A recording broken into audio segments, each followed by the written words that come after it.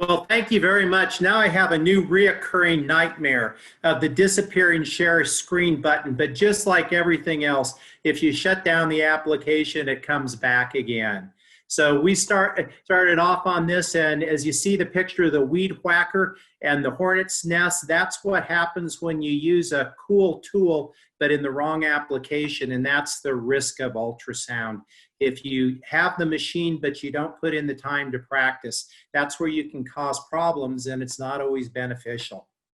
So reviewing the phases of tendinopathy, and with diagnostic ultrasound, you can see the acute tendinitis where you just see fluid around the tendon, and then the angiofibroblastic stage where you see neovascularity. And eventually what happens is you get the chronic changes with it where you have nothing except the dysfunctional tissue and necrotic tissue that's there. And you have to treat each one of these differently. Efficacy of diagnostic injections, there's a lot of things that can cause pain. And so it's finding out what exactly it is. Pre-surgical planning to make sure that you're planning the right procedure. And then accuracy. Is the needle where you think it is? So just looking at the glenohumeral joint, this posterior approach coming in this thin bicycle racer, we can use a linear probe, but some people that are a little fluffier, the curvilinear is a much easier transducer to use. And then you can see the needle coming in right above the humeral head underneath the labrum. And that's where you can accurately get the injectate right where it's supposed to be. I don't have to debate the accuracy of glenohumeral joint use with ultrasound anymore. This has been around, and 14 years ago, 15 years ago, I was more of an evangelist trying to tell people they ought to use ultrasound. And that is pretty much settled now. And you can see the fluid going in the glenohumeral joint. This is an example of a large volume glenohumeral joint injection for a frozen shoulder.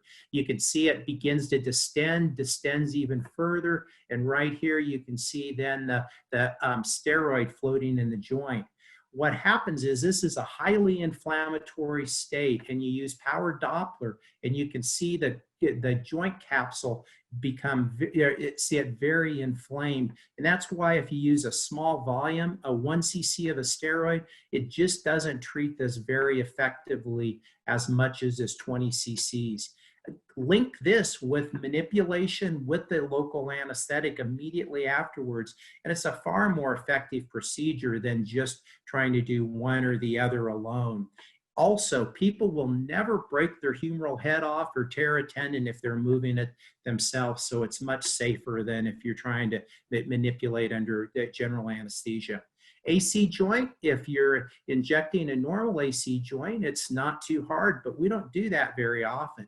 It's usually the pathological arthritic, and dropping a needle in this joint isn't all that easy.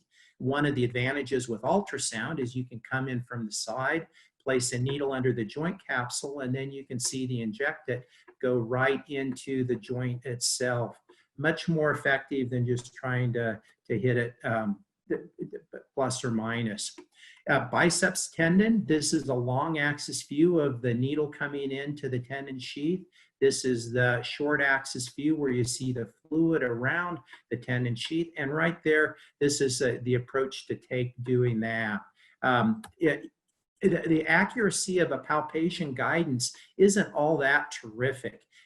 Frequently what happens with palpation guidance, especially even with dry needling, you tend to dry needle the lesser tuberosity and not the biceps tendon. So that's where, if you know where to look, that's helping. And the more ultrasounds you do, then the more you know where to palpate on that. Example of chronic tendinopathy versus an acute tendinitis. You see the tendon is normal, has a completely normal architecture, fluid around the tendon sheath. That's a tenosynovitis. And this has a dysfunctional neovascularity and the dysfunctional collagen that's beginning to necrose. Using motion, you can see if the biceps subluxes out of the groove, and this is where it's staying right where it's supposed to. Example here of subluxed biceps, where the biceps is sitting over the lesser tuberosity. And in this view right here of a long axis, there's lesser tuberosity, and there's the biceps bowstrung over the top of it. So acute rupture of the biceps, it leaves an empty groove filled with fluid, and that's where I always tell people they've done their own surgery and they've just gypped us out of our surgical fees. Yeah, that the acute one, when you move it around, you see the fluid, you'll see the stump of the biceps, the tendon as it's in the groove. When the rupture has been there a long time, or a tenosynovitis or a tenodesis, then the groove fills with granulation tissue and begins to go away, and eventually it just disappears. Dynamic motion is also quite helpful with ultrasound. You can see this view over here where the person has normal humeral head depression in the supraspinatus, greater tuberosity, hide underneath the acromion. In this view, there's no depression. The greater tuberosity and supraspinatus ram into the acromion and causes trouble. Remember, proper position, scapula protraction, this function is far more effective than a subacromial decompression. Then you think, well, maybe the tendon is abnormal, so you can look at the contralateral side. On the involved side, the tendon is intact, but this supraspinatus is thickened, has dysfunctional tissue, and the opposite side looks normal. So just because a tendon is there doesn't mean it's a normal tendon. With those abnormal tendons, we can do this procedure called Tenex, or the FAST procedure. And what happens with it is we can use a needle, the 16-gauge needle, using high-energy ultrasound. You can liquefy or emulsify the diseased portions of the tendon. Then you can irrigate and aspirate to get that material out. The needle is relatively blunt, so you make a small incision with a number 11 blade to introduce the needle, and the bluntness of the needle is actually very protective because you cannot place this needle in normal tendon, so it keeps us from hurting people. And then the fluid comes in, you irrigate it, suction it out, and here's an example of what it's going like. With this, you can pull it out. The advantage this has is it's a tiny incision, and you can initiate rehab on day one. A lot of times we emphasize eccentric loading because when you're removing this tissue from the center of it, we want the normal tendon to glue back together again. And that's the advantage of starting rehab immediately with it. Post-procedure, here's the dysfunctional tissue, the collagen from calcific tendinosis floating in the bag. So it's much better to have that tissue in the bag than in the shoulder. And then this is an example of a patient, 53-year-old, all the signs of impingement. We've looked at the x-rays, there's calcium in the supraspinatus, tried all the conservative treatments, NSAIDs, PT, a couple of bursa injections, and the patient still is in a lot of pain.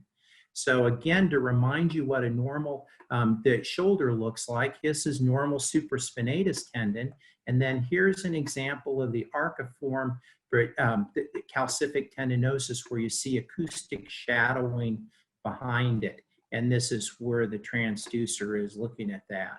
So calcific tendinosis, it can look like this or it can look like this. This is the resting phase of it, which is much more painful than when it's in the formative stage. And you can do this procedure in any of those stages. That hydroxyapatite, that calcium, it's very soft like toothpaste and can be pulled out of there. Here's just a reminder of the three stages. The formative stage, where you see the dense calcium with acoustic shadowing, then the resting phase where it looks like the tendon is thickened, dysfunctional, measured sometimes twice to 3 times the normal size of the tendon, and then eventually it begins to degenerate into this cystic form on that. And the Tenex procedure or the percutaneous tenotomy can be done in any of those stages. So here's an example. Initially, the needle comes in, you begin just liquefying that dysfunctional tissue. Then you begin going in and out, pulling it out. As it suctions and irrigates it out, it begins to hollow out the tendon. And pretty soon you can remove this whole section out of there. And that's what the procedure's like. A lot of times the operative time is under 5 minutes in order to do this.